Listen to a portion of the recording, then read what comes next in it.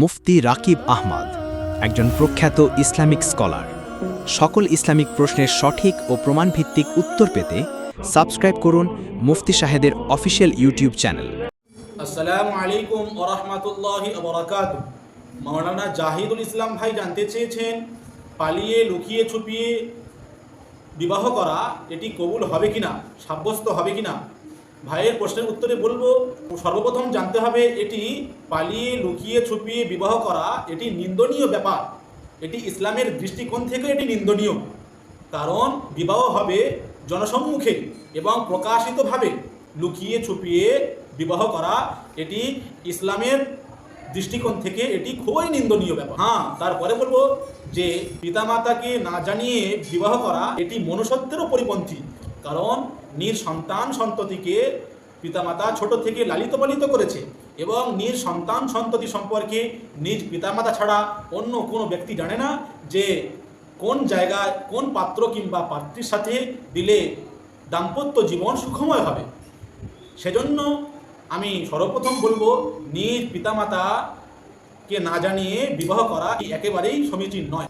এবারে বলতে চাচ্ছি যে যদি পালিয়ে বিবাহ করে সেই বিবাহটা কবুল হবে কিনা। এক্ষেত্রে ফিকহে হানফিতে একটি উসুল জাবতা রয়েছে, যেটি আল্লামা শামী নিজ গ্রন্থ ফতোয়া শামীতে উল্লেখ করেছে। মান তাসাররাফা ফি মালিহি তাসাররাফা বিনাফি নাফসিহি ওয়া মা লা ফালা। যে ব্যক্তি নিজের মালের ক্ষেত্রে ব্যবহার এবং নিয়ন্ত্রণ করতে পারবে সে নিজের জানের ক্ষেত্রেও নিয়ন্ত্রণ এবং ব্যবহার করতে পারবে। অমালা ফালা। আর যে ব্যক্তি নিজের মালের ক্ষেত্রে নিয়ন্ত্রণ করতে পারবে না, সে নিজের জানের ক্ষেত্রেও নিয়ন্ত্রণ এবং ব্যবহার করতে পারবে না। এই উসুলকে সামনে রেখে ফিকহে হানফি স্কলারগণ বলেছে যে যদি পালিয়ে লুকিয়ে ছুপিয়ে যদি আকেলা বালেগা মেয়ে নিজের কুফুতে বাড়াবাড়ি সারাবাড়ি খানদানে যদি সে বিবাহ করে, তাহলে সেই বিবাহটি কবুল হয়ে যাবে, সাব্যস্ত হয়ে যাবে। কিন্তু একদল সালাফি আলেমদের নিকটে এই বিবাহটি হবে না, এই বিবাহটি সাব্যস্ত হবে না। বুঝতে পারলাম ফিকহে হানফির মতে এই বিবাহটি হয়ে যাবে, কিন্তু সালাফি আলেমদের নিকটে এই বিবাহটি হবে না। আশা করি আপনারা বিষয়টা বুঝতে পেরেছেন।